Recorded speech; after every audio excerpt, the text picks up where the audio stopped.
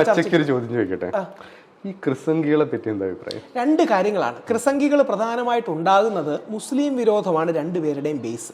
അതായത് മുസ്ലിങ്ങൾ സ്ഥാനങ്ങൾ തട്ടിക്കൊണ്ടുപോകണു. ഇത് എന്താ ഒരു ഊള പരിപാടിയാണ് എന്ന് പറഞ്ഞാൽ ഈ മനഃപൂർവ്വം അറിഞ്ഞുകൊണ്ട് കള്ളം പറയുകയാണ്.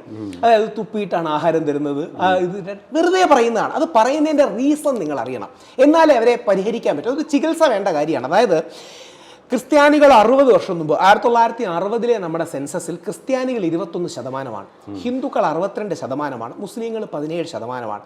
ഇന്ന് മുസ്ലിങ്ങൾ 27%, ക്രിസ്ത്യാനികൾ 18%, ഹിന്ദുക്കൾ 54%. ഇത് മുസ്ലിങ്ങൾ കൂടിയതല്ല, ഹിന്ദുക്കൾ കുറഞ്ഞതാണ്, അല്ലെങ്കിൽ ക്രിസ്ത്യാനികൾ കുറഞ്ഞതാണ്.